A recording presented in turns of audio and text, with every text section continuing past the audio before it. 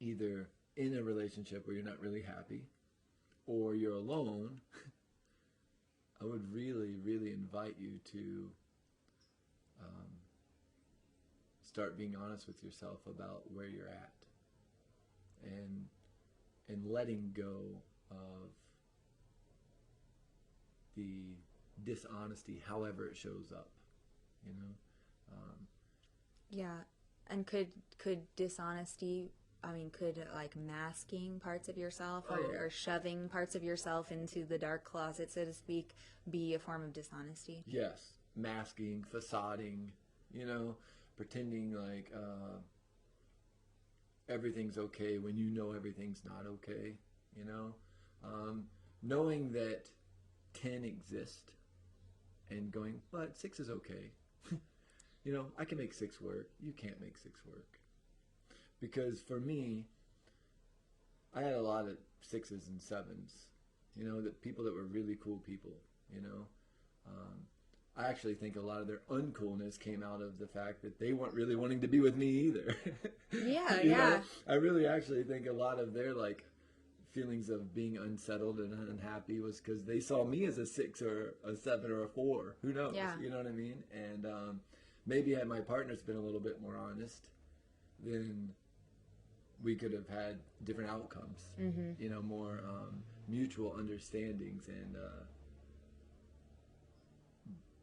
so yes, masking, facading, pretending, all of those things I think are forms of dishonesty. Yeah. You know, And not just with your partner or about your partner, but if you're alone with yourself, and yourself. about your own personal experience with self, right? Yes, 100%. And yes, thank you. I want to make sure it's absolutely clear what I'm saying.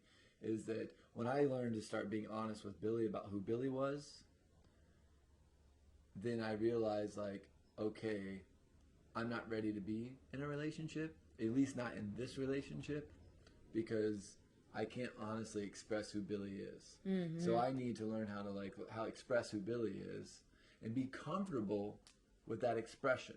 Yeah. Yeah. And once I started learning how to be comfortable with that expression of who I was or who I understand myself to be, and again, it's an ongoing process, suddenly this person appears and I'm able to express myself as I would like to. And to my surprise, every time I thought, well, I just said something or I did something um, that's going to push this person away, it actually brought this person in closer. And I think that's the thing about allowing yourself to be authentic. People are innately, intuitively, um, at the deepest levels, attracted to authenticity. Yeah. Right? And even if we can't identify it, we recognize, like, even if, you can't put your finger on it, or some people maybe can't articulate, oh, I'm not sure why I felt that way around that person, or why they're not really a person I'd want to continue hanging out with. There can be a level of, like, discomfort with the lack of honesty. Yes, because how many times have you gone on a date or been around someone and just thought, I kind of like this person, but something's not quite right. Mm-hmm. Or know someone that was like, yeah, I dated him, to only find out A, B, and C later. Yeah. Or you may find that you've maybe been with some people who are very authentic and very honest and open, and that made you uncomfortable. This is true. This is very true. And I think for me, this was definitely true in our relationship, because to see your level of like, here it is, take it as it is, really sometimes was like shocking for me, because it was a reflection of how maybe I wasn't being having both feet in. Right? Yeah. Well, and then on my side was like, oh, cool. He actually was okay with that. I had, a few experiences prior to Billy of my straightforward, like my like no bullshit talk was really not taken very well. Well, my experience of the culture and the society we live in here in the United States is it's very passive aggressive. Mm-hmm. I think that, especially here in Southern California, I think we live in a very passive aggressive culture around here where people don't really ever say what they mean. It's really rare to have someone come out and tell you exactly, these are my needs, these are my outcomes, this is what I desire, this is who I am. I'm going to do what I say I'm going to do.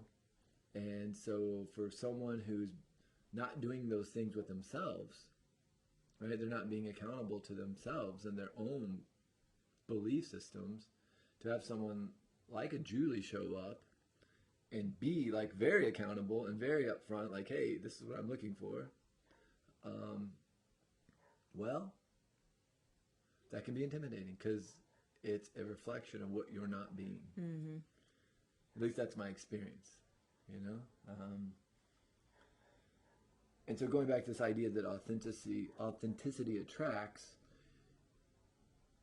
I really believe that if, you're out there and you're seeking a mate, stop seeking and focus on just being authentic.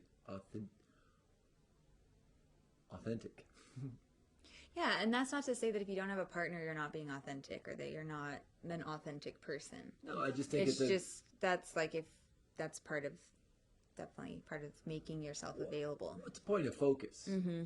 Sometimes, I think, when we want things, when we set these goals, we want them so bad that we push them away, right? And we get so obsessed with, like you said before, I'm going to have a boyfriend by this date, or a girlfriend by this date, or a partner, or that we get so like hyper focused in achieving, right, in that conquer, that possession, that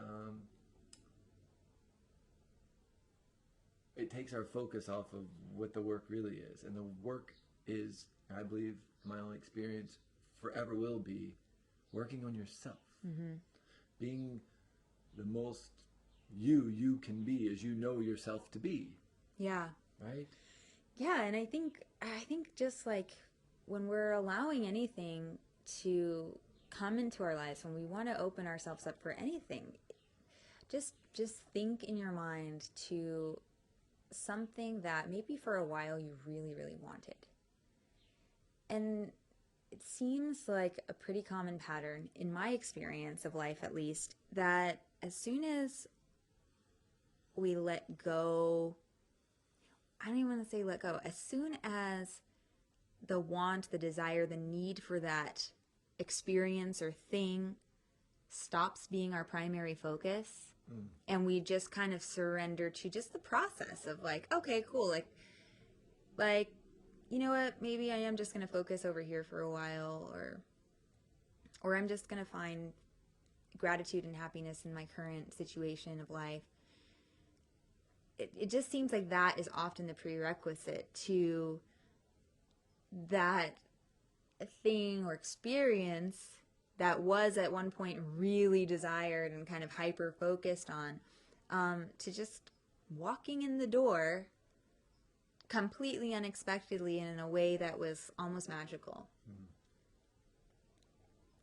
I think that we can't, and I think that's part of like, right, when we make it a goal, then we think, well, then we're in this logical mindset of, well, how do you manifest a goal, right? So if you want to get fit, or if you say, well, okay, so I need to go to the gym, I need to drink more water, and I need to eat really well, so I can do A, B, and C.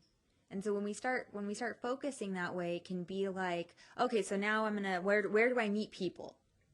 Where's the logical place to meet people? Okay, so that means I need to go to bars. I hate going to bars. I'm going to go to a bar because I've got to meet this person. Okay, well, I should date online, right? Because that's the only way you're going to meet people. So I'm going to date online. Man, I really don't really like going out with random people. But you know what? I really want to find this person. So if I have this goal, then I'm going to do it. And it's like, no. Like in the process of trying to manifest this person into your life, like, we can't do it in such a way that is just inauthentic. We can't do it in a way that like is forced. It's not comfortable. So focusing on you and focusing on like the type of life that you really love and want to create, and do that. Do that. Like, I do not like bars. Mm-hmm. I do not like going out and partying, and I didn't meet you at a bar. I didn't meet you doing something that I didn't like. In fact, I met you because I was hanging out with friends that I really, really enjoyed hanging out with, and they were kind of definitely a big part of my support system, and I met them through you. And I didn't have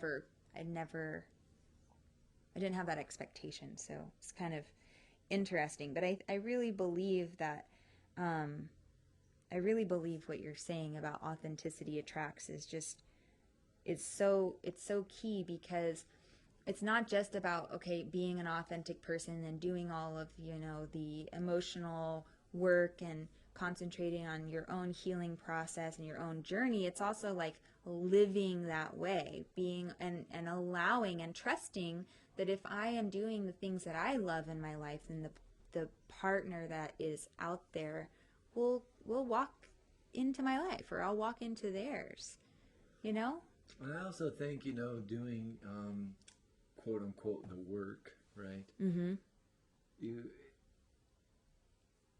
You're not doing the work to get right for another. Yeah. Right? You're not, going through your growth process or your self-development process, or your, facing all the parts of yourself. The intention of that work is for you. It's so that your spirit can be pulled to the surface, so that your being can shine through everywhere you go. Mm-hmm. I never ever, when I decided I was kind of sick of the way I was and sick of the way I was living my life and over the suppression of Billy. Yeah. At no point did I go, I'm going to be a better man, because if I'm a better man, I'm going to get the woman I deserve. Yeah. I never did that. Yeah, that's so. I never ever did that. Yeah. Point. I did that because I recognized I wanted to be different. Mm-hmm. For me. For your own experience of yourself. Yeah. Facading and masking and being dishonest was exhausting. And it wasn't just, it was arrogant. It was arrogant, and it was killing my spirit. And it was draining me emotionally, which was draining me physically. And I recognized I have to be different. I have to be different for me. And in doing that, I created someone who was capable of participating in a relationship. I never did it because I thought, well, the right person's going to show up. If I do this, I'll be ready. No. I did it because I was ready to be ready. I was doing it for me. Mm-hmm. And then this being shows up, you, and it was, in the beginning, most of our discussions were about the silliness of even being in a relationship. We spent hours talking about, we did. Are humans even supposed to be in relationships? Mm-hmm. Right? We spent hours talking about that.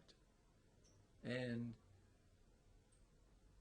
we still talk about it, And I think that's a really important thing to point out, is that... Yeah, when we were talking, keep going. Sorry, I interrupted you. That's okay. I just was going to say, I think it's important to recognize that inside of a relationship, there are 3 relationships.